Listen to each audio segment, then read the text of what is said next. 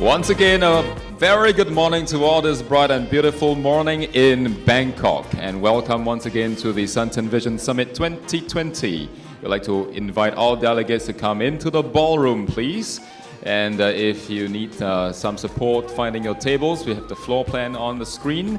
And of course, just like last evening, the tables are arranged by country in the same order.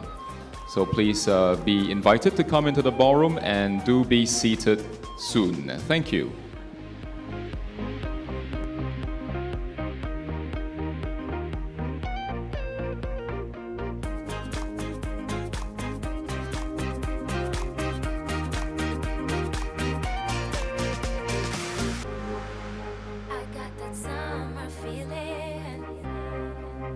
Close my eyes and breathe in. I wanna touch the sky, touch the sky. I got that summer feeling. I close my eyes and breathe in.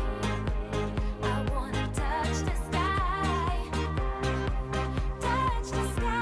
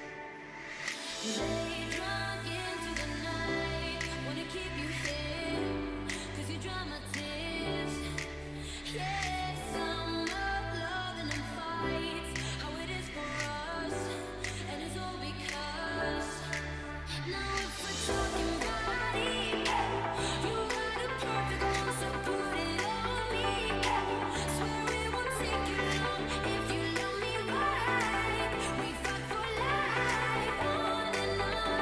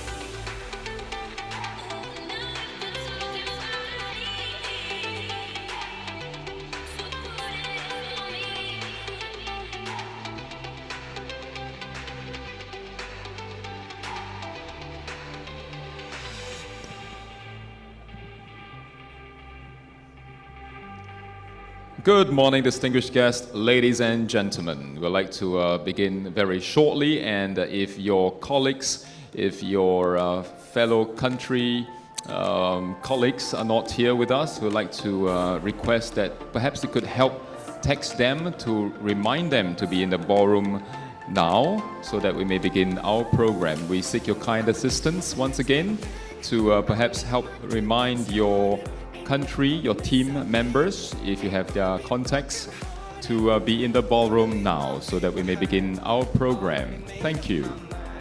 And I'm not gonna waste my time. No, I'm not gonna waste my time. This is my year. I waited all day for it. Singing a new song. This is the chorus. I'm on my way. Now I can say I got no fear here. This is my year.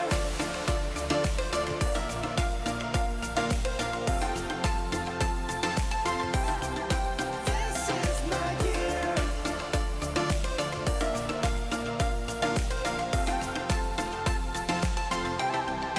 This is my year.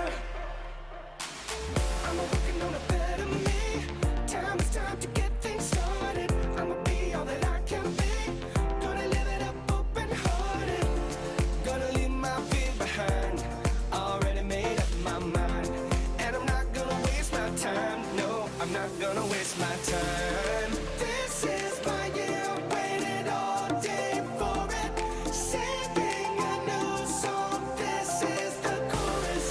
I'm on my way. Now I can say I got no fear here. This is my year. Gonna live it up. Gonna live it up. Gonna live it up. It's my song. Gonna turn it up. Gonna turn it up. Gonna turn it up. It's my year. Gonna live it up. Gonna live it up. Gonna live it up. It's my song. Gonna turn it up. Gonna turn it up. Gonna turn it up. This is my year. Waited all day for it. Singing a new song. This is the chorus. I'm on my way. Now I can say I got no fear here. This is my year. Gonna live it up. This is my year. It's my song. Gonna turn it up. This is my year. Gonna live it up. Gonna live it up. Gonna live it up. It's my song. Gonna turn it up. Gonna turn it up. This is my year. This is my year. This is my year. This is my year.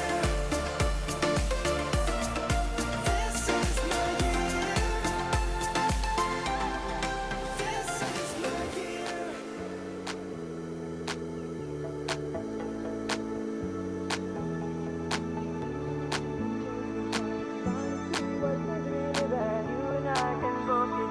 Finally see what it means to be living. You and I can both get jobs. Finally see what it means to be living. Somebody got to take care of him. Wanting more from life than he could give.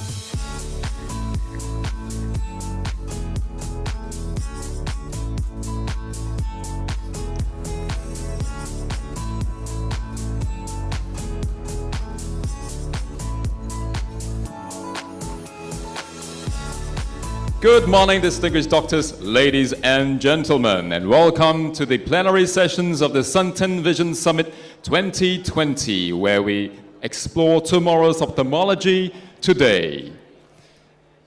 A big round of applause for everyone for being here this morning with us.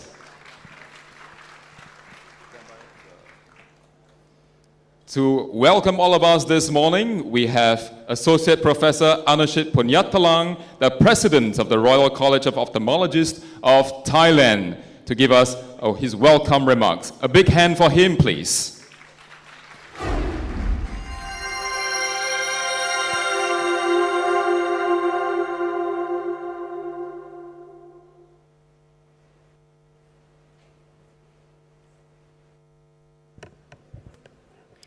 Dear esteemed colleagues, on behalf of the Royal College of Ophthalmologists of Thailand, it's my great pleasure to welcome you to Sun10 Vision Summit 2020 meeting. Seeing colleagues, all parts of Asia sitting here today on this platform set for learning and sharing and networking is a very delightful moment.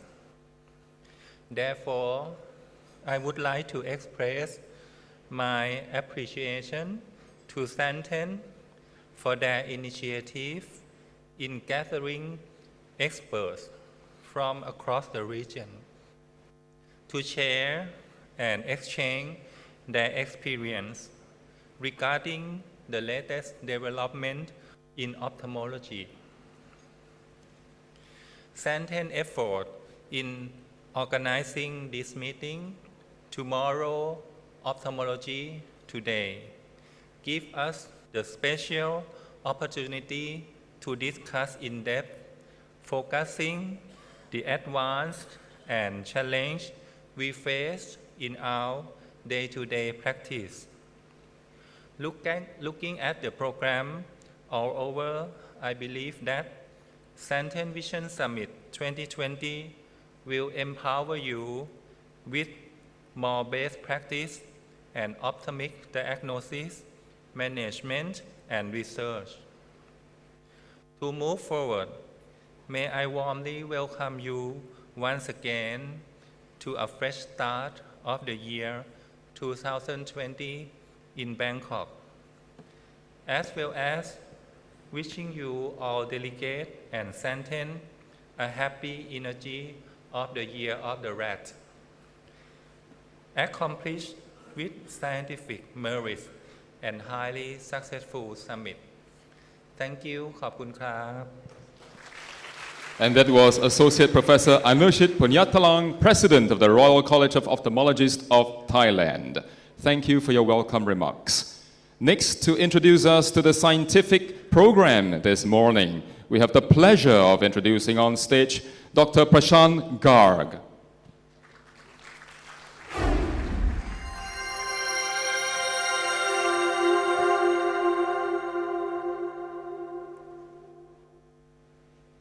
Good morning, friends, and welcome to Santen Vision Summit 2020.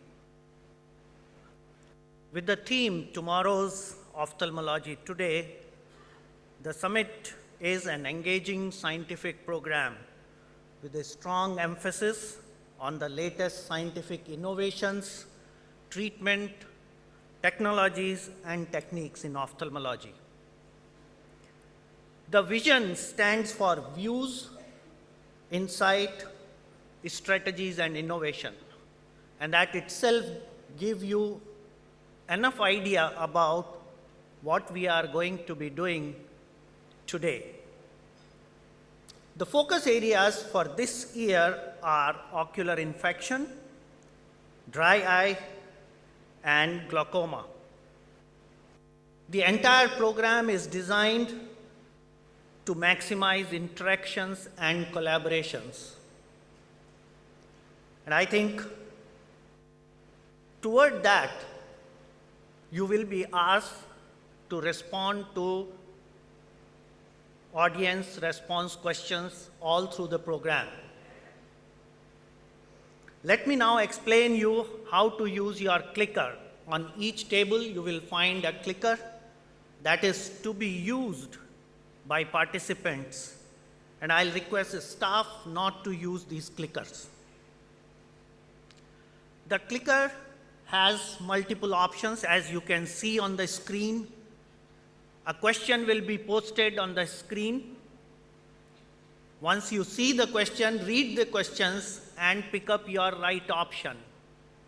And when you click on that option, a green light will appear, which indicates that your question or your answer has been registered. I hope you are clear as to how to use these clickers. Can I have the first question, please? I think this is a test question. What city are we currently? Is it A, Bangkok, B, New York, C, Singapore, D, Kuala Lumpur, or E, Ho Chi Minh City? You may start your response now.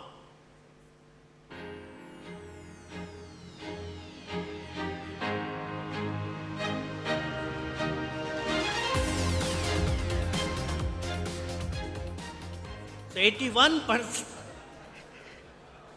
only 81% of the participants feel they are in Bangkok. Rest all are still in either New York, 8%, 6% in Ho Chi Minh City, 4% in Singapore, and 2% in Kuala Lumpur. Now, if you are still not very clear, choose the right key to register your response, and that is very, very crucial. We now will run through a series of questions that will give us an idea about what the audience comprises of. Can we start with the definitive question that we want participants to respond? The question number 1, what is your primary practice setting? Is it private practice? Is it hospital-based practice? Is it university-based practice? And D, if you do not fit in any of these options. Your time starts now.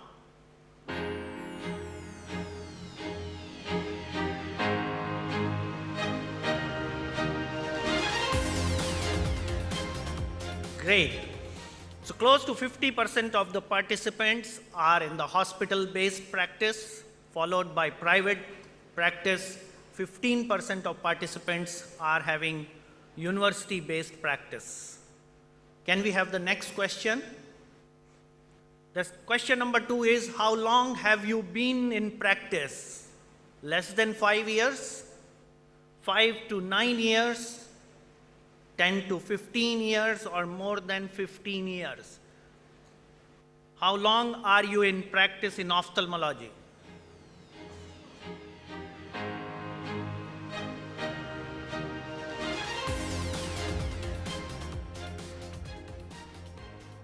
Oh, close to 50% of the participants are in practice for more than 15 years.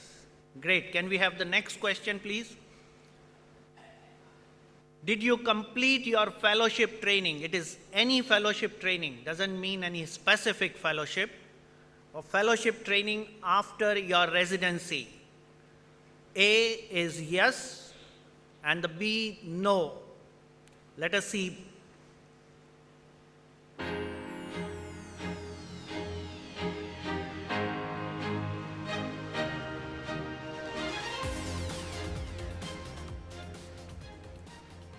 Close to 77% of participants have completed their fellowship training, and 23% of the participants have not undergone fellowship training. Good. Next question, please. Which fellowship program or which fellowship did you complete? Is it fellowship related to cataract and anterior segment, fellowship on cornea and external disease, refractive surgery, glaucoma, and the E is any other fellowship program. Your time starts now.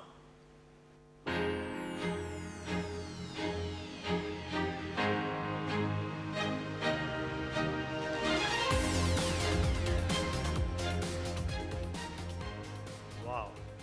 So 26% of the participants have done their fellowship in cataract and anterior segment, 15% in cornea and external disease, 23% in glaucoma, 5% in refractive surgery, and 31% are those who do not fit in any of the 4 options. Can we have the next question, please? What is your average annual volume of cataract surgery? Option A, do not perform cataract surgery. Option B, less than 200 eyes per year. Option C, 200 to 400 eyes. Option D, 400 to 600 eyes. And option E, more than 600 eyes. Mind you, this is annual volume. Your time starts now.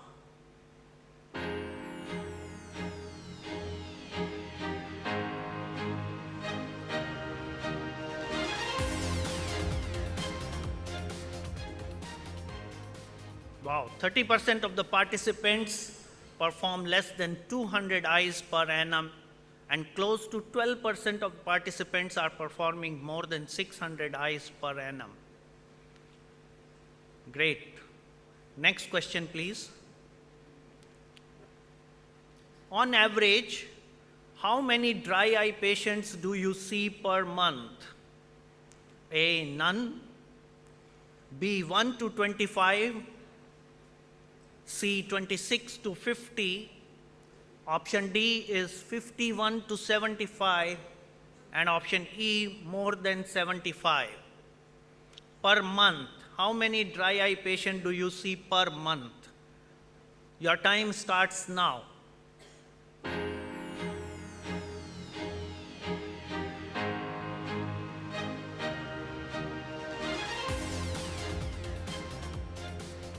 Wow. 47% of the participants see more than 75 patients of dry eye per month. So the dry eye session is going to be very, very interesting. Can we have the next question, please? On average, how many patients with glaucoma do you see per month? Option A, none. Option B, 1 to 25. Option C, 26 to 50. Option D, 51 to 75. And option E, more than 75. Again, pay attention to number of glaucoma patients per month. Your time starts now.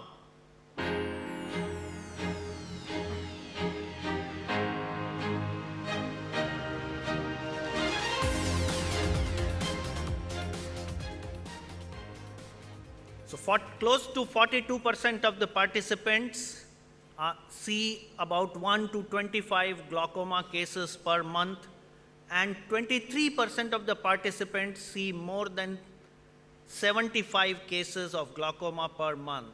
I think even the glaucoma session is going to be very, very interesting. Do we have the next question, please? If not, thank you very much. I think this set of questions must have given you idea how to use your clicker, and number two, what is the experience of the participant in the crowd. Thank you very much and enjoy rest of the day. Thank you, Dr. Garg, for your introduction. Next, to take us through her presentation on bacterial ocular infection in Asia, a physician's journey, please warmly welcome on stage Dr. Cordelia Chan.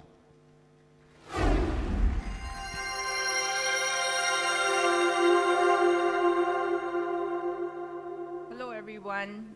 I would like to thank Santon for inviting me here to speak to all of you and for organizing this wonderful summit that has brought all of us together. All right, so I've been a cornea physician for over 20 years, and during the course of my career, I've seen many, many cases of ocular infections. I must confess that I actually do enjoy managing these cases because often they are a diagnostic as well as a therapeutic challenge. So when Santon suggested to me to give this talk, I was actually very pleased. Okay, so I'll bring you through my journey of managing these cases. Here are my financial disclosures. Now, so I'll invite you to travel back in time to the 1990s when I was a resident in ophthalmology. I did my residency mostly in Singapore National Eye Centre. Okay, so I know there are many of you who are very young in the audience, and for those of you who are too young to remember or know what the 1990s were like, the 1990s was the time when Friends was a very popular sitcom on TV. Bill Clinton was the president of the United States. Now, at that time, we didn't have any cell phones. So how did we connect? Right? My consultant, my family, my boyfriend would contact me on my pager. All right? So for those of you who do not know how a pager works, you dial the number of the pager beeps, you look at the number, and you call back. Okay, so that was how we communicated. Now, during that time, in the 1990s, we didn't have thumb drives, USB connections, Wi-Fi, or even a cloud to store information. We used the floppy disk. Now, my residency days in the 1990s was also the time when this eye drop was king. right? Chloramphenicol was prescribed for almost everything. Conjunctivitis, before cataract surgery, post-cataract surgery. It was always chloramphenicol. It was gut chloro all the way. How about the slightly worse infections? We would use tobramycin, Tobrax. Okay? However, Tobrax was sometimes in a no man's land because in the more severe cases, it was just not strong enough because the gram-positive coverage was not good. Now, the residency days was when all these infections were coming to me one by one, and I was front line. Okay? So obviously, cases like these, tobramycin and chloramphenicol were not adequate. So what was done during that period? So there were some residency rules for infectious keratitis. Okay, so my consultant would tell me, Cordelia, you have to scrape every single case. So I think a few of my seniors are here, Mark, Chai Chek, Dr. Chawai Man. They will know that I think I was quite a diligent and obedient resident, so I would scrape every single case, big, small, peripheral or central, every single ulcer that came my way, I would scrape. Now, because Docloro and Tobrax were not strong enough to manage many of these infections, we had to use fortified antibiotic preparations. Okay, so it depends on when the patient appeared. If the patient were to come in the middle of the night where the eye pharmacy was closed, we as residents had to dilute and formulate our own fortified gentamicin and cefazolin. All right? And in the meantime, before we could get these eye drops, we would routinely give a subconjunctival injection as a routine loading dose to these patients, right? Because that you usually take a while before you can get your gentamicin and cefazolin. And for those of you who have ever given a subconjunctival gentamicin injection, you know how painful it is, right? So I hated, giving these injections. Okay, so how well did this regime work? In fact, it worked very well. Okay, so typically you see an ulcer, you institute this treatment. After a few days, you will see, right? You can see that there's some consolidation in the periphery. Centrally is a bit active, and you are happy because you know patient is responding to treatment. But sometimes the patient is not necessarily happy. Why?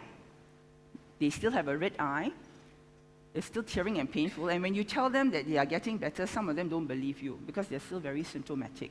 And why are they still symptomatic? It's because of the toxicity from all these fortified antibiotics, in particular gentamicin. You can see punctate erosions despite the fact that the ulcer is healing, and some of them even have conjunctival necrosis from your subconjunctival injections or the pooling of the gentamicin inferiorly. Okay, so what we've been doing all this while, we may still be continuing this practice because it works, but the landscape has changed over the years. So how has it changed, and what are the driving forces behind these changes? Let's look at the bugs. So typically for organisms in infectious keratitis worldwide, I think bacterial infections are still the commonest. Fungal, viral, acanthamoeba are less common. These are the ones I like to manage because they're more challenging. And certainly the mixed infections, the polymicrobial, they're less common and also more difficult to manage. Now, this is a very important study involving more than 6,000 patients. I think there were more than 13 centers within the Asia Pacific region that were involved in this ASIC study. Country-specific differences can be found. So this is very important, this concept of country-specific differences, because what you see in your particular city will determine how you manage patients. So we found that for risk factors, trauma is a very important risk factor in India and Thailand. Where I come from, Singapore, contact lens wear is an important risk factor. In terms of organisms, bacterial keratitis is common in Singapore and Korea, in which we see lots of Pseudomonas. I believe in the Philippines as well, Pseudomonas is very common. In India, fungal keratitis is very frequently seen, and in China, the viral keratitis. So again, in terms of the specifics of bacterial keratitis, it is also very variable depending on the geographic location. All right, and the leading isolates for gram-positive, you have the staph and the strep. Coagulase negative staphylococcus, since it's a commensal on the lid, is a very important and frequent infection. And for gram-negative, most of us see lots of Pseudomonas. Now, I think the game changer in all our practices has been fluoroquinolones, right? So after my residency, I became a registrar in ophthalmology and followed by that Cornea Fellowship in 1998. So over the years, we saw an improvement in the drugs available that were commercially available. And the first fluoroquinolone that was available in an eye drop form that was ciprofloxacin, followed by norfloxacin. Fluoroquinolones are actually are very similar in structure to the anti-malarial quinolones. The very first fluoroquinolone is actually naledixic acid. That's the first generation, and this was actually derived from the anti-malarial quinolones and were specific for UTI. All right. So by the time they developed a second generation fluoroquinolone, which we see in ciprofloxacin and norfloxacin, these were very good in gram-negative coverage. All right, so when this became available, we tended to use this a bit more in the management of bacterial keratitis. However, this also lacked gram-positive coverage. So the subsequent generations of fluoroquinolones were working towards better gram-positive coverage and also better ocular penetration. Right, so we have levofloxacin, which Santon's markets as Cravit, and also Getty and moxifloxacin. Okay, so I think today fluoroquinolones are the most common empiric monotherapy agents, and many of us are guilty of using it prophylactically, post-surgery, post-trauma. Even for some people, they use fluoroquinolones for viral conjunctivitis, ocular surface disease, etc., etc. So why are these group of drugs so popular? It's because it's very easily available, easy to use.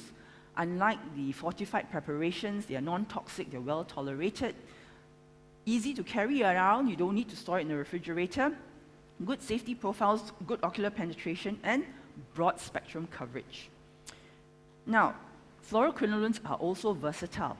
In fact, this paper on the effect of fluoroquinolones on microsporidia actually cites back in 2003, we in SNEC and Singapore National ISL were the first to use fluoroquinolones for microsporidia. So at that time, we were using norfloxacin, which was marketed as Chibroxin. And we went on to publish a series of cases of microsporidia in healthy individuals in which, we use fluoroquinolones to manage microsporidia. And today, till today, fluoroquinolones is the treatment of choice whenever I see a microsporidial case. So fluoroquinolones can also be used in atypical mycobacterial keratitis, which is why we give them usually prophylactically following our LASIK and PRK cases. So the fact is, fluoroquinolones are currently overused, misused, and overly prescribed. And this has generated an increasing resistance, microbial resistance. So I'm just going to very quickly touch on antibiotic resistance. Dr. Prashant will cover that in detail later on. But essentially, I think everywhere worldwide, even beyond ophthalmology, antibiotic resistance has been a result of inappropriate use of antibiotics. And relevant to us, and today's talk will be the alarming trend towards resistance to fluoroquinolones. And this has created a huge therapeutic and financial burden worldwide. So whenever I'm treating a case of bacterial keratitis, I'm always worried about the gram-positive keratitis because of this increasing resistance to fluoroquinolones. In particular, for example, if it's a coagulase-negative staphylococcus, this is commonly seen. It has been found to have, over the years, to have a slowly decreasing susceptibility to fluoroquinolones. I think in India, only about 60% of cases are susceptible to moxifloxacin. The susceptibility to cephalosporins, fortunately, is near 90%, but even then, some cases are resistant. So if you talk about the more serious gram-positive keratitis, those that may be hospital-acquired, the MRSA and MSSA, if you look at this slide here, you can see the alarming resistance patterns, especially to the second-generation fluoroquinolones. And really, if you're seeing an MRSA keratitis, don't give fluoroquinolones. It is contraindicated. The treatment of choice would be vancomycin. And as you know, vancomycin has to be specially prepared as a fortified antibiotic, and there are logistic issues. It is expensive. It needs to be refrigerated. So there are those attendant problems. Okay, so whenever I see a case of bacterial keratitis, there are certain things that go through my mind, and there are certain management dilemmas that I have to deal with. Okay, so for example, if you're seeing a case like this versus a case like this, how differently would you manage? So the first dilemma, whenever I see a case, is to culture or not to culture. Right? Now, I'm going to play the devil's advocate here and ask you this question. Do we really need to know the exact bacterial organism in every case? All right, so think about this question. Now, what are the problems with corneal scraping for staining and cultures? You know how small our ulcers are. Okay, there are big ones and there are small ones. And most of us, I think there are some non-cornea specialists in this group. Many of you will probably manage the smaller ulcers. And when it's small, you're supposed to scrape the edge. It's very difficult to get adequate culture material. It's not just the specimen, but also the lab and the microbiologists processing the specimen. All these are factors, and sometimes interpretation can be difficult. And for non-bacterial cases, there may be poor sensitivity, logistic constraints. Not everyone works in a hospital-linked practice. You might not have access to the culture plates, or say if it's in the middle of the night, it's just not available. Lengthy turnaround times, especially for things like fungal keratitis, and can certainly induce more discomfort. Say you have a patient coming in who is quite comfortable with an ulcer, you go scrape the lesion, the patient has more pain, and the patient thinks you're a lousy doctor. Okay? So now, do we need to scrape every case? This article shows you that broad-spectrum antibiotics clear most infections, and oftentimes, the culture sensitivity outcomes do not frequently change the clinical decision-making. This is true. If you get a case where you institute a particular treatment, the patient's responding, even if your culture comes back that it's not sensitive to this particular drug that they're using, you'd still usually carry on. All right, now how important is it to identify the exact bacteria involved? This study shows that majority of ulcers resolve with empiric therapy without knowledge of the causative organism. Now, I think you're all aware of these AAO guidelines on when to scrape and when not to. These are good guidelines which most of us follow, but again, these are guidelines only and are yet to be supported by retrospective or prospective studies or RCTs. How about other techniques? PCR is expensive. I use it mostly for viral keratitis. Confocal microscopy, these are more limited to the larger organisms like fungus and acanthamoeba, right? But for bacteria, it's really too small. But again, confocal is very observer dependent and you can get lots of false negative results. So the next dilemma is monotherapy or not. Should fortified antibiotics be the gold standard? Now, usually we combine a cephalosporin like cephalosporin and an aminoglycoside like gentamicin. Yes, if you think about resistance, it's less likely or it may be more efficacious due to its synergistic effect. But for reasons mentioned earlier, it's a no because of its toxicity and logistic issues requiring refrigeration, cost, etc. And really, you know, it's interesting that this study showed that depending on your geographic location, like for example, US doctors tend to use more fortified antibiotics because they're worried about MRSA, so they tend to use more vancomycin, whereas the rest of us internationally, most of us prefer fluoroquinolone monotherapy. Okay, and most studies, not just these two, but others as well, show no difference in the efficacy in the two groups. So back to the original question, do we really need to know the exact bacterial organism in every case? Well, for me, the answer is I would like to know, because I think it's important, all right, especially if you're managing the more serious infections. Okay, so in fact, for me, I take a lot of pride when I'm able to diagnose a bacterial keratitis or fungal keratitis just by clinical examination alone. And within the bacterial keratitis, if I could pick up and say whether this is Pseudomonas, whether this is gram-positive, I think it's something to be proud and happy about, and that's what I aim for in every case. All right? In fact, there's this paper here that shows a survey among cornea specialists. Most cornea specialists are able to actually, predict whether it's bacteria, fungal, or acanthamoeba. However, when it comes to the species and the genus, it's a bit more difficult. So the bottom line is generally clinical acumen and discretion of the physician is most important. All right? And a key to a successful outcome is good clinical judgment. And this usually comes with experience, with time. So like I mentioned, diagnosis through clinical examination and prediction of organism involved is important, use of appropriate diagnostics, and targeted antimicrobial therapy, especially within the first 48 hours.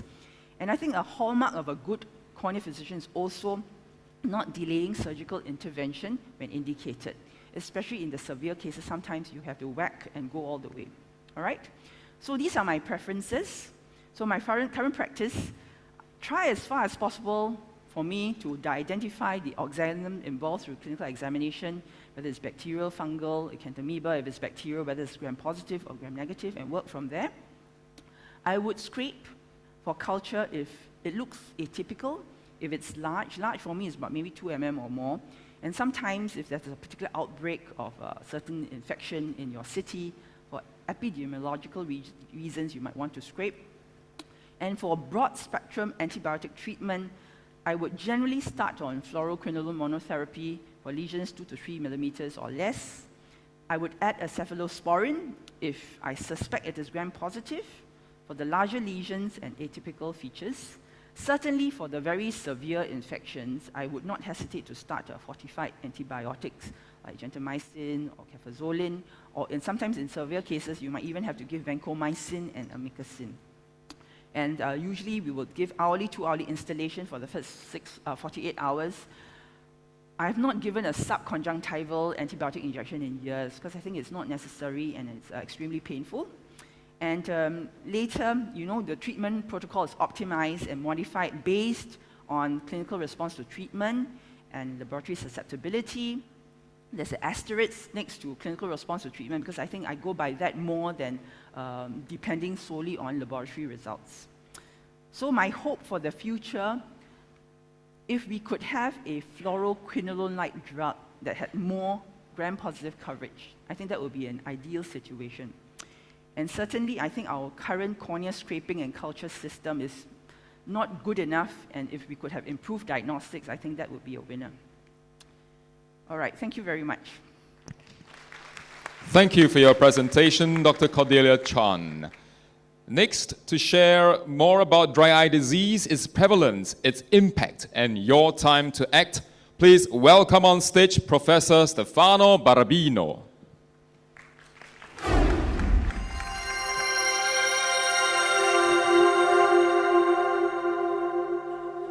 Thank you for the introduction.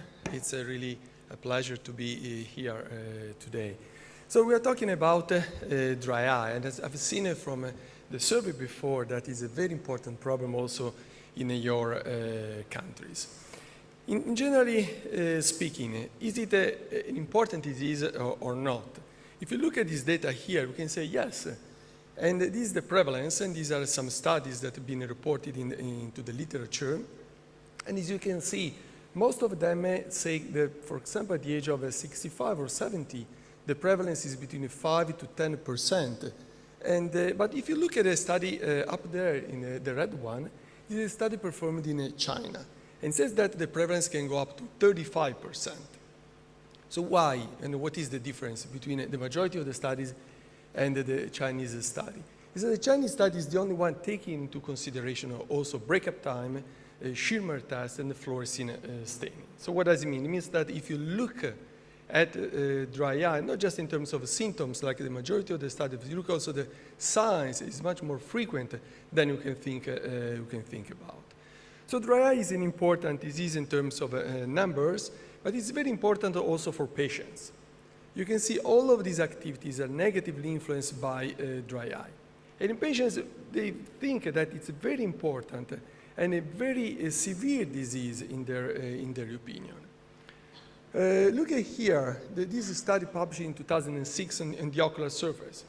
Patients were referring that dry eye is similar to angina. So can you imagine in their mind how important it is? And the dry eye can influence the visual acuity. And also, dry eye is a problem after surgery. After refractive surgery, we all know that, but it's also important after cataract surgery. You do cataract surgery, everything is perfect, but the patient is keep coming to your office and say, "Oh, doctor, there is something wrong. I feel my eyes have some problems in my eyes." But actually, the surgery was perfect. So it's a problem for patients, and this is a typical patients with dry eye. So what is dry eye?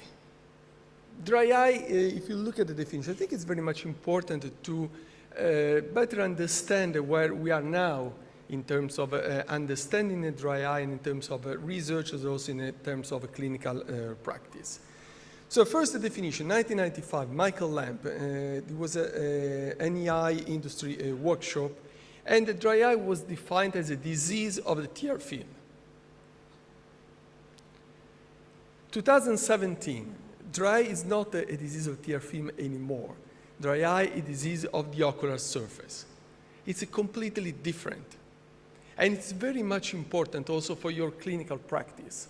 If you look at the slit lamp and your patient has complained about symptoms of dry eye, and you look at a tear film, there are some limitations in that. And I'll show you why this is true. So, dry eye is a disease of the ocular surface. So what is the ocular surface now? So the ocular surface is a system. It's a system that comprises the lacrimal gland, the meibomian glands, the tear film, of course, but also the epithelial cells, and in particular the corneal and the conjunctival epithelia.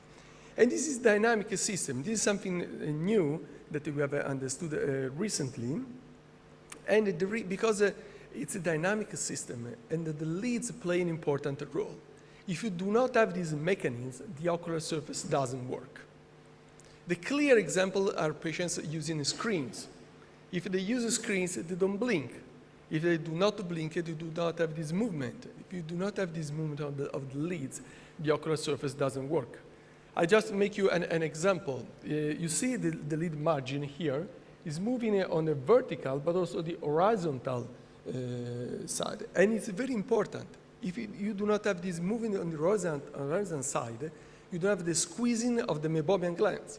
So you do not have lipids on the ocular surface. If you do not have lipids, you have an increased evaporation. You have an increased evaporation, you have dry eye. So keep in mind the importance of the ocular surface as a system, and also this is a dynamic system. These are two examples. Is it that one on your left, the disease of the tear film? Maybe you can say yes, because the thinning of the tear film, but if you look at that, you miss the diagnosis. The problem with that patient is conjunctival The tear film alteration is just a consequence of the conjunctival chalasis. It means it is an ocular surface disease. Look at this patient here. It is a corneal problem. Maybe some of you can say, yes, this is a corneal problem, but actually it's not a corneal problem. This is a problem of the ocular surface, because the problem of that patient is not the cornea, but is the lid margin. The cornea is just the consequence of what happens on the lid margin. So if you don't think about that, you miss the diagnosis. If you miss the diagnosis, you miss a correct treatment. Now, what about the symptoms? It's very important. We start with our patients from symptoms. And symptoms, and the patients complain about a lot of symptoms on dry eye. And they're very different.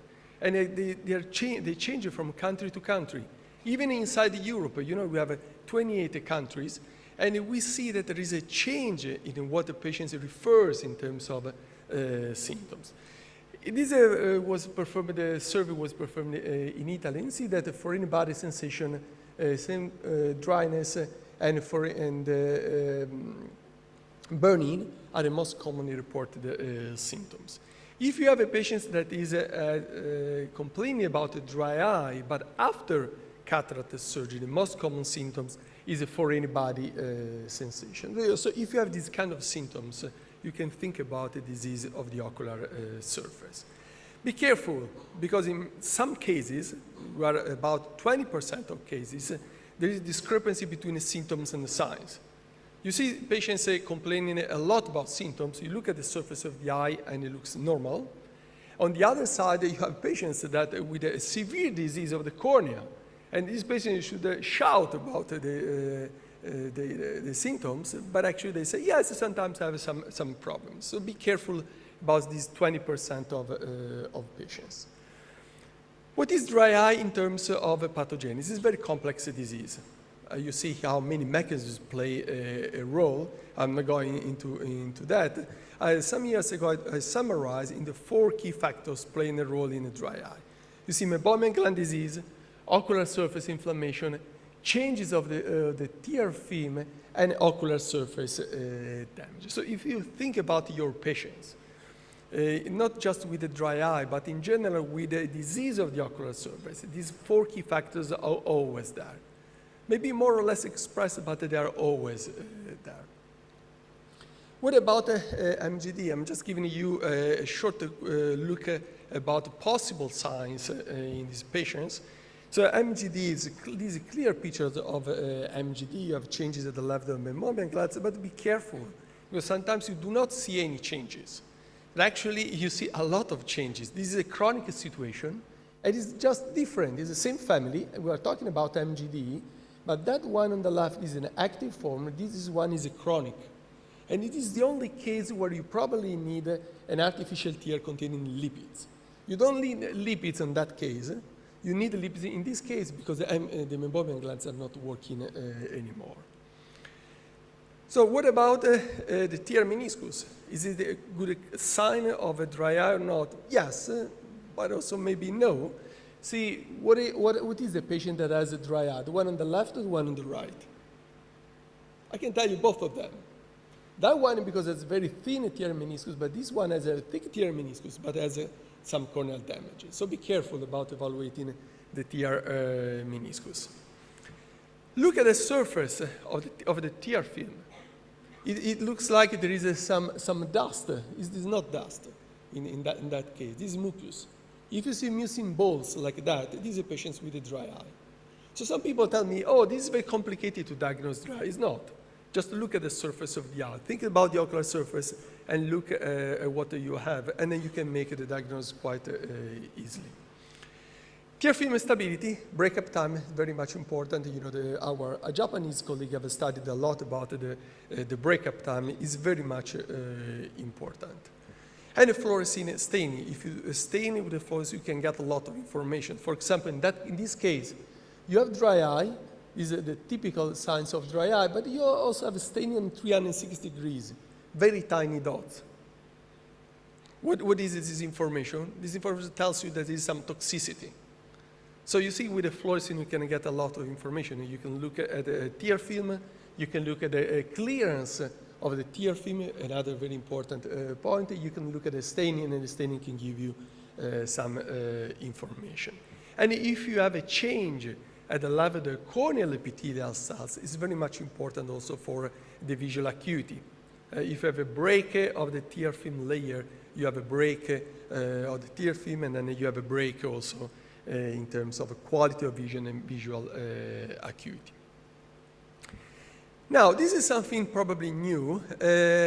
Lissamine green is another key important factor in diagnosing a dry eye.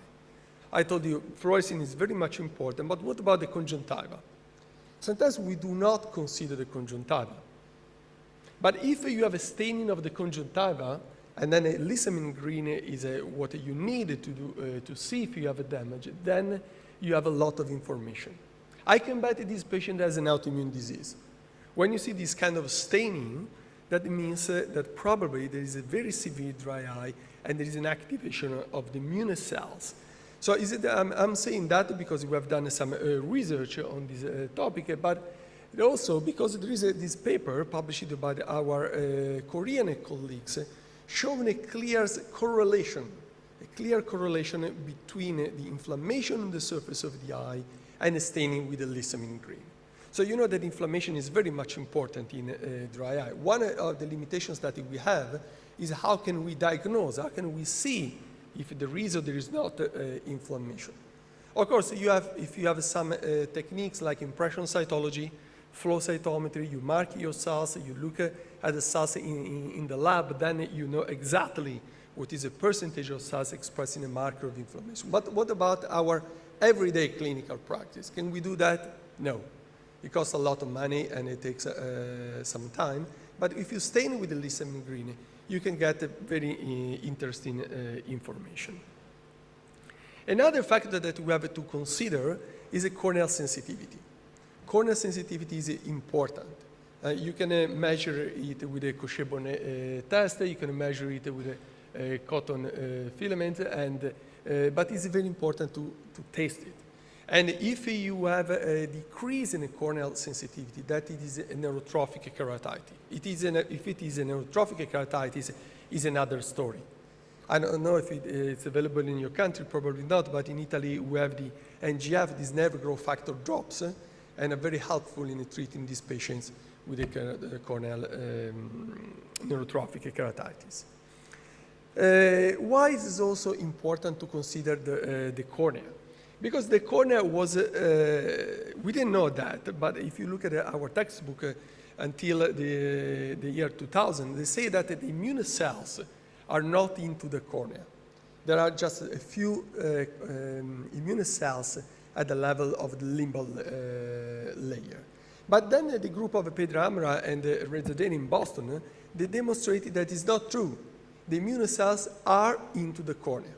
You have dendritic cells, we have macrophages into the cornea. The problem is that these cells can be activated, and it happens also in the dry eye. Look at this cartoon here that summarizes the story. You have the immune cells into the cornea. These immune cells can be activated, and in a dry eye, they produce some factors to make lymphatic vessels.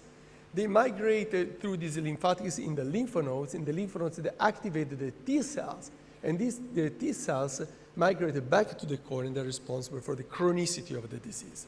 That's a very key important point. The dry eye can be a chronic disease.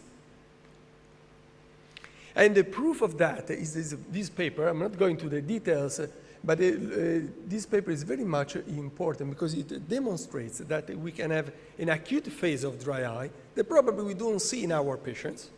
It's very short in terms of time, so we don't see that in our patients. But then a dry eye can become a chronic disease. And in this chronic disease, we have lymphatics. Unfortunately, we cannot see the lymphatics in our patients.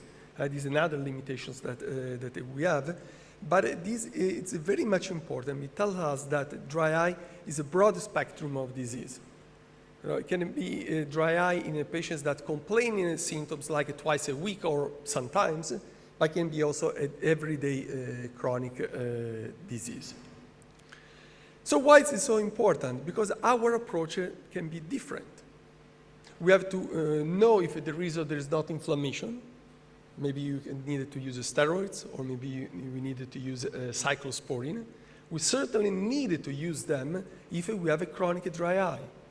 We never get anywhere if you do not use steroids or cyclosporine in a chronic dry eye. There is no solution. You can use any kind of artificial tears, but you have to face with ocular surface inflammation. Of course, we have to treat meibomian gland disease. That's another important point. We do not have time today to go through all the different treatments, but keep in mind that if you have MGD, you have to treat MGD. We have, of course, used substitute tears to replace the tear film, and unfortunately, we cannot directly influence the ocular surface damage, but if you work on inflammation, then we can improve the environment, and then we can have improvement in terms of like epithelial cell damage. Two last things, just to look at the future. I showed to you we have now a definition of dry eye, and we are now working in a different definition of dry eye because we think that one definition cannot fit all the different kinds of dry eye. It's a broad spectrum. We have to work on that to clear it because it's important from a diagnostic point of view, but also from a therapeutic point of view. So we are working on that. The other thing that I think is very much important is try to build up a sort of standard in terms of diagnosis and treatment. And we can do that with your help. I think that it's important to set up some centers for dry eye.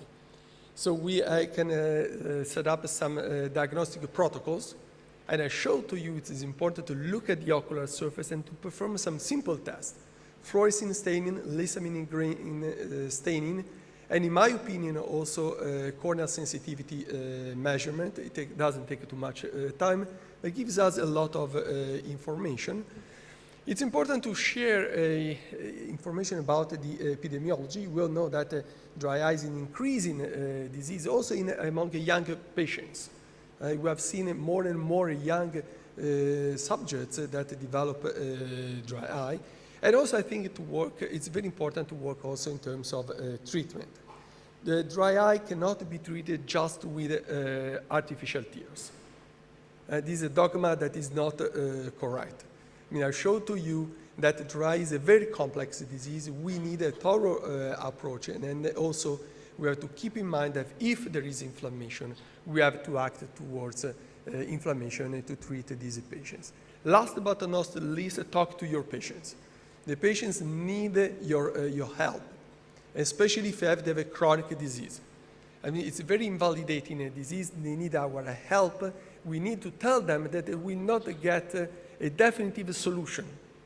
For chronic dry eye, we can ameliorate the situation. We can better the clinical picture, but we cannot treat definitely dry eye. But dry eye is a chronic disease, and it needs a chronic treatment. And this is what actually we want for our patients. Thank you very much for your attention.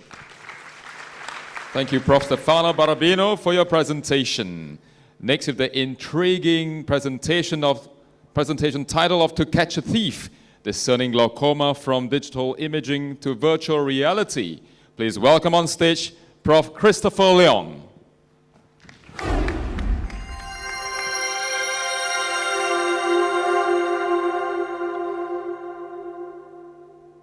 Glaucoma is a confusing disease. There are questions that we often ask ourselves in the clinic. Questions like, why glaucoma can go unnoticed in the era of modern-day digital imaging technologies, even in the eyes of very seasoned ophthalmologists? Why, even when we're able to make a diagnosis of glaucoma, we don't always see structure-function association? We see a clear loss of the rim, loss of the retinal nerve fiber layer over the infratemporal side of the optic disc. But we don't see a corresponding loss of the visual field over the superior field, but instead we see loss of the field over the inferior side. What does it really mean? We often also ask our patients to have visual field done, but what does it really mean to a patient and to his or her doctor that the visual field show a loss of 1 decibel, 2 decibel, or 10 decibel loss of the field? How does it really affect the daily activities of the patient?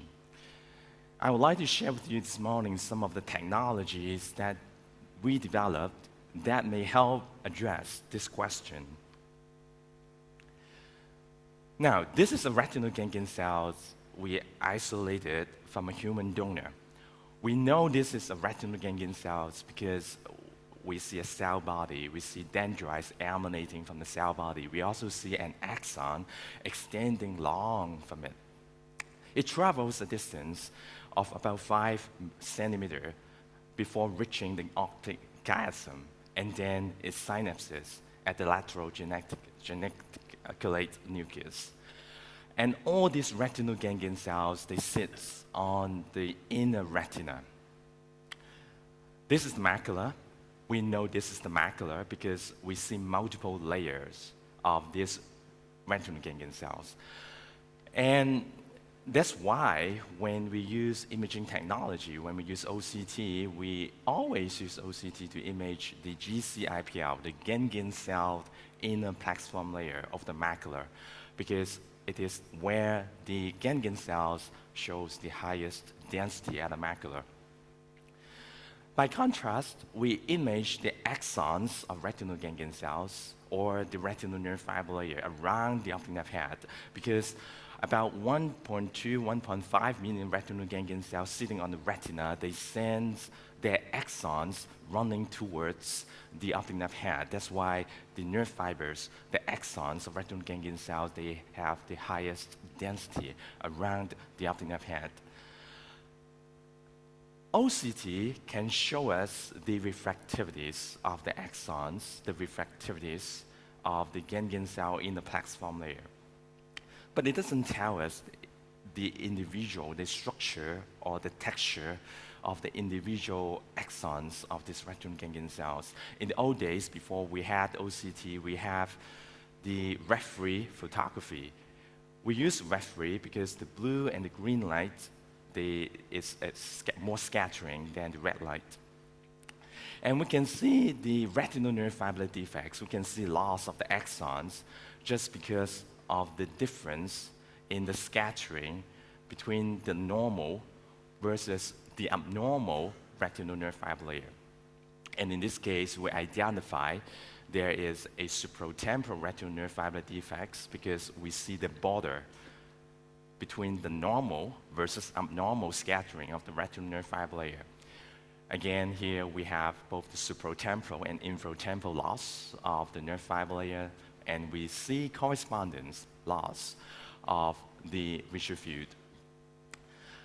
When you look at it closer, when you look at the red-free picture closer, you may actually be able to identify the axonal fiber bundles.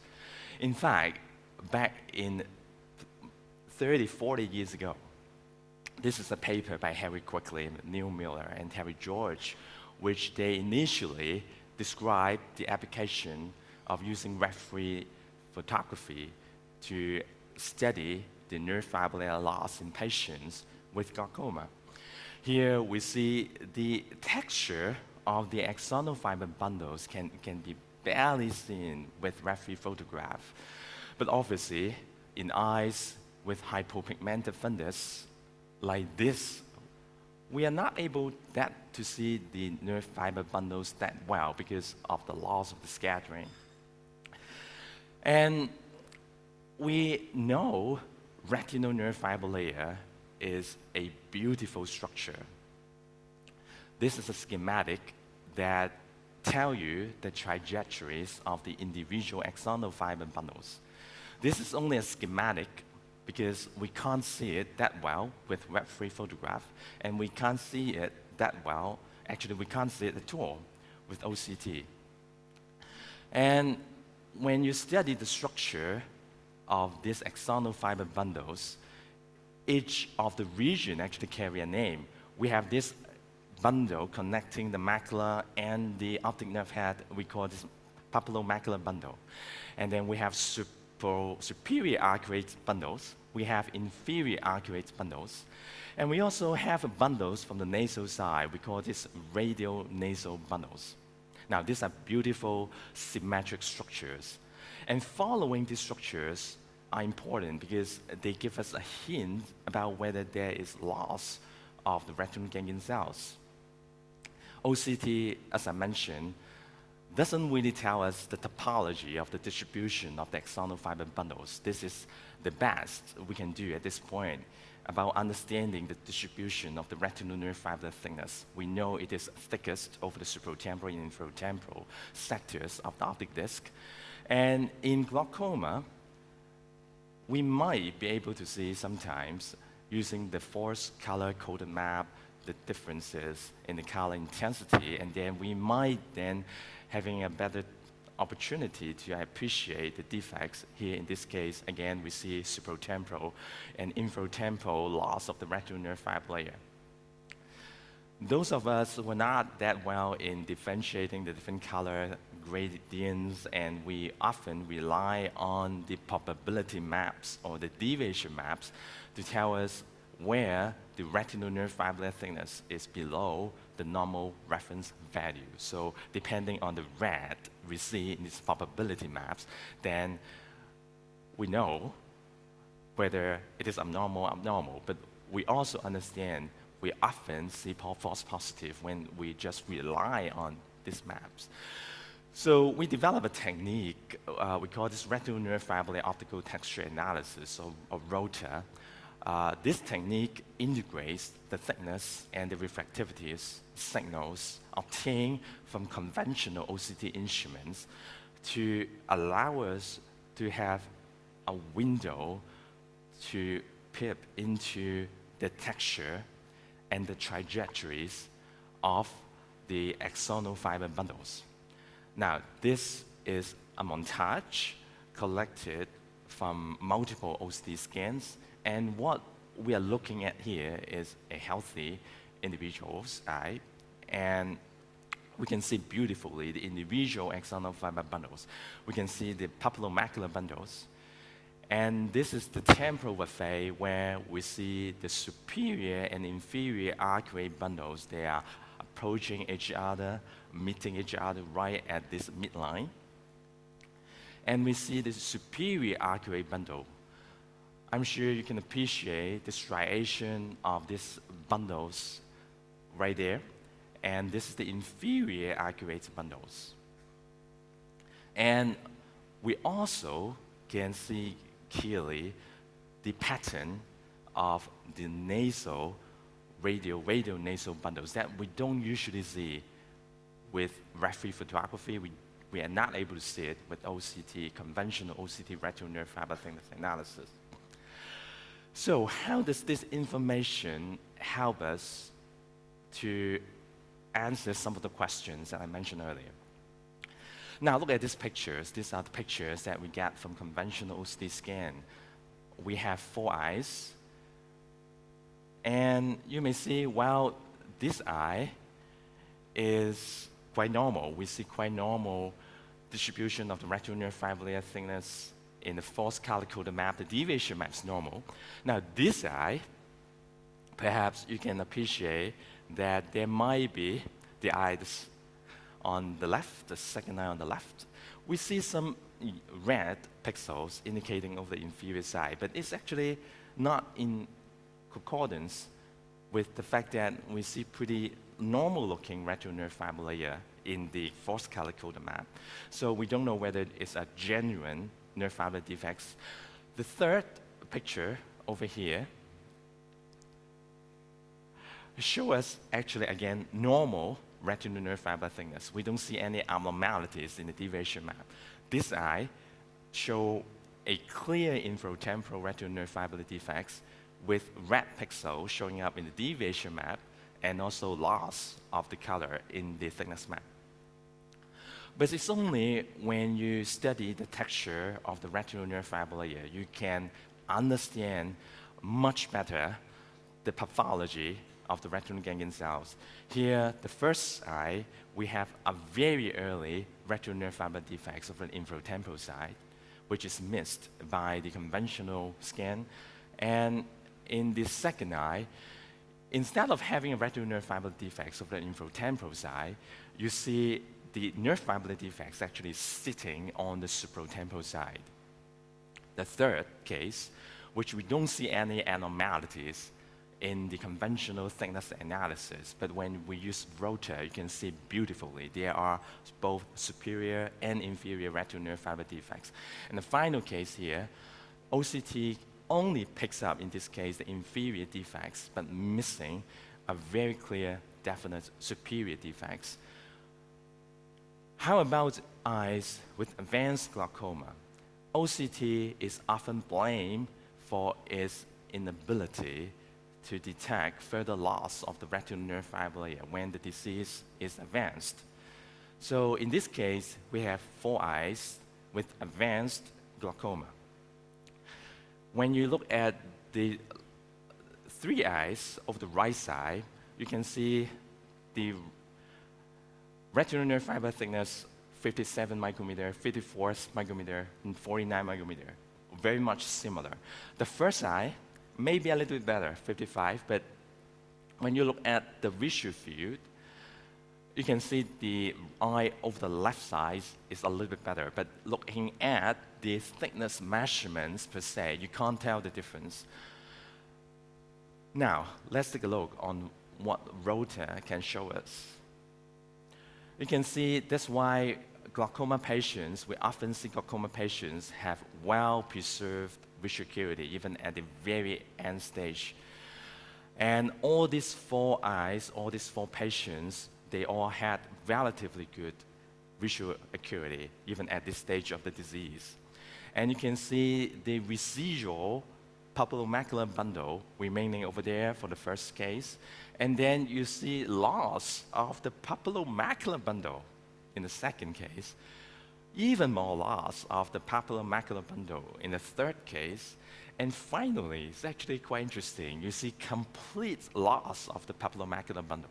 And yet, you see a tiny bundle. This is not papillomacular bundle. This is the macular arcuate bundle taking care of his residual central vision. So with Rota, we can see much more. And this is a conventional scan that we can get from every OCT instrument. But it's the technology that we combine the thickness information together with the refractivity information that allow us to have a better ability to decipher what's going on. Now, structure-function association. Here we have an example demonstrating.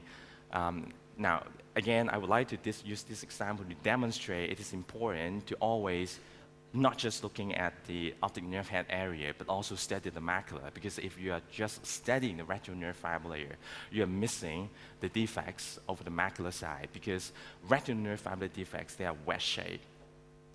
You have a much better opportunity to look at the defect when you also study the macula. Here we see the infratemporal loss of the GCIPL. And yet, what's interesting here is we don't see a corresponding loss of the visual field. Why it is the case? Is it a false positive detection of the nerve fiber layer loss or GCIPL loss, or is it an unreliable visual field we're looking at here? When we look at Rota, we can see now, we see retinal nerve fiber defects actually happening over the superior side and inferior side, probably explaining now we see an inferior visual field loss. But why there's no superior visual field loss if there is an inferior retinal nerve fiber defects? The reason resides on the fact that the image that we typically capture from OCT is very small. It is a 12 by 9 millimeter scan capture by a swab source OCT. Even with such a wide field capture, we're only capturing about 24 visual field testing locations. So the yellow spots we are looking at here represents the corresponding visual field location that we tested here in this visual field test. And you can see I highlighted the test region in red. What you can see here is we have a lot of points, a lot of region that are actually not overlapping with the defects. The testing region of the visual field is not overlapping with the defects, and that's why it explains we see this pattern. Now, even if we studied this point where we have a complete overlap between testing point and the visual field defects and the retinal nerve fiber defects here, but why the visual field location is still normal? The very reason is probably this location has no retinal ganglion cell loss.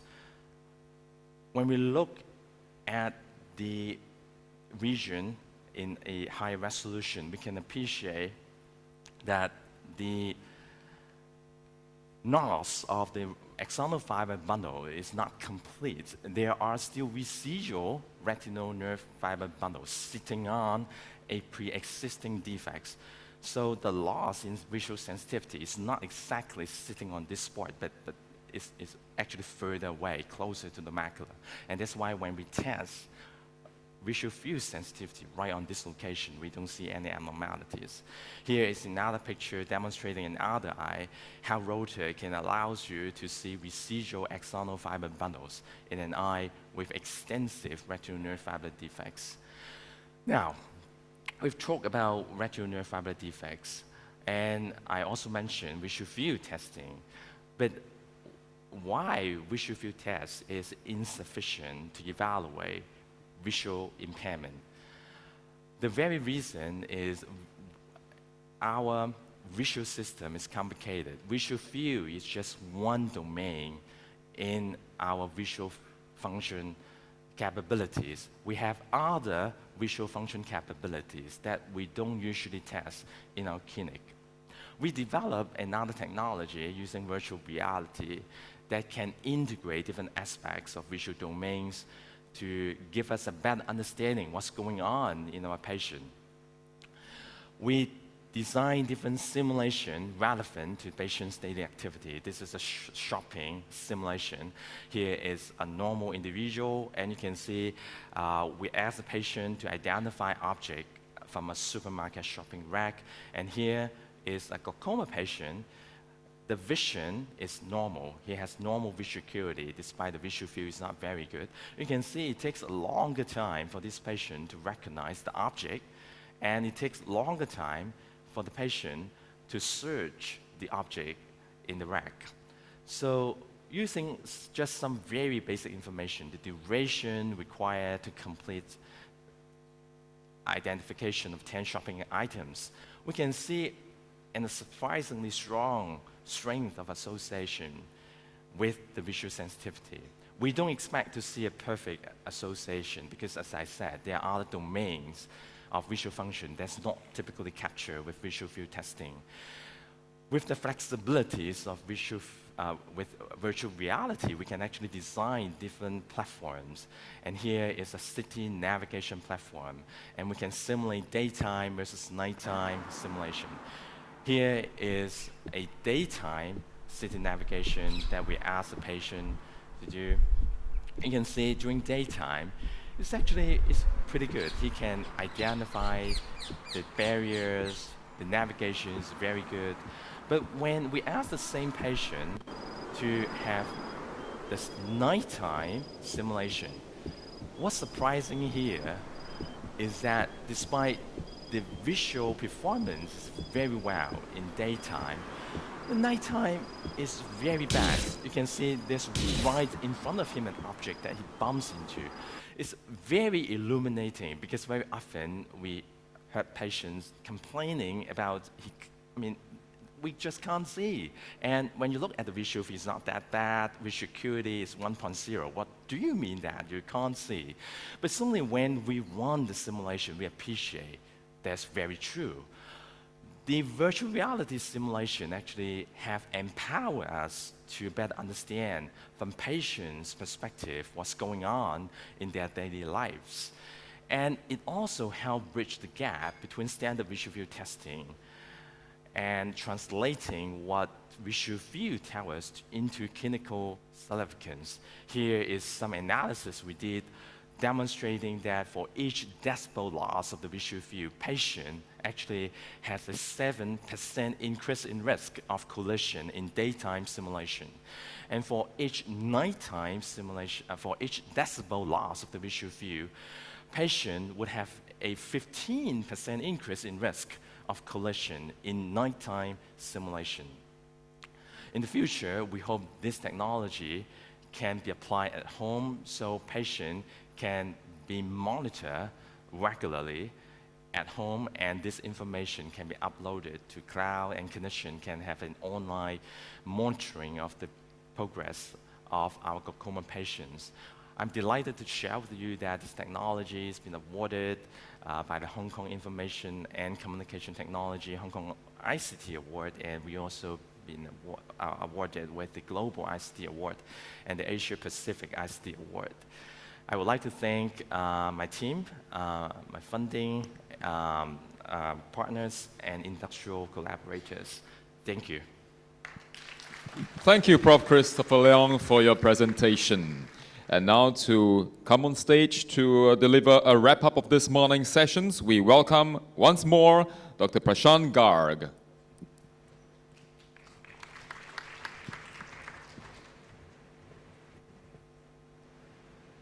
Wow, what a wonderful beginning of the day.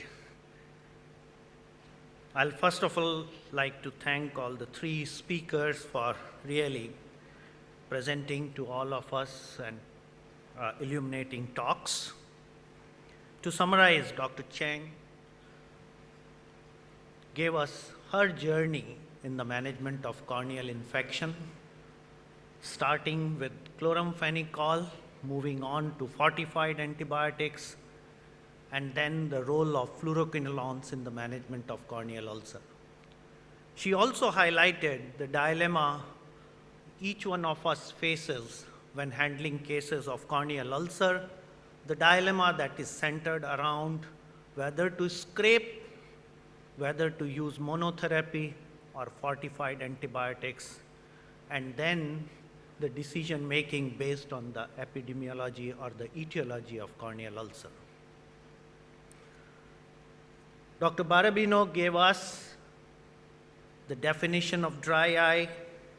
He also illuminated on the points of what ocular surface really comprises of, the importance of blink, not just the vertical movements, but also the horizontal movements, the importance of corneal innervation, inflammation. He also taught us that it is important for all of us to have dedicated dry eye clinic, collect data on epidemiology, and then share it with each other so that we can have better treatment strategies developed for our regions. Professor Christopher Leung gave us a wonderful overview of how do we visualize optic nerve fiber using ROTA and how it helps us over and above our conventional OCT in detecting nerve fiber defects. He also gave us an overview of how there can be a discrepancy between a nerve fiber layer defect and the visual field loss. He also stressed the importance of having correlation between structure and function. I think with this wonderful beginning, we come to end of the first session. We are going to be having a break for half an hour, and then we'll reassemble again at 10:35. Thank you once again, and enjoy rest of the morning. Thank you. Thank you, Dr. Garg. Indeed, in our next session, we explore the future of ophthalmic anti-infective therapy. It is time now, however, for our morning break. Please be back by 10:30 a.m. And in the meantime, you may please also explore the suntan booth that's in the foyer. And of course, capture more happy moments of the Suntan Vision Summit at our instant photography booth. Please do sign the registration sheet if you're not done so yet at the support desk. And of course, inform them at the same time if you do have any flight changes. For those who wish to remain in the ballroom, we do have coffee and tea also on the left and the right side of the ballroom. Thank you, and please do enjoy your break. We'll see you back here at 10:30 a.m. Thank you.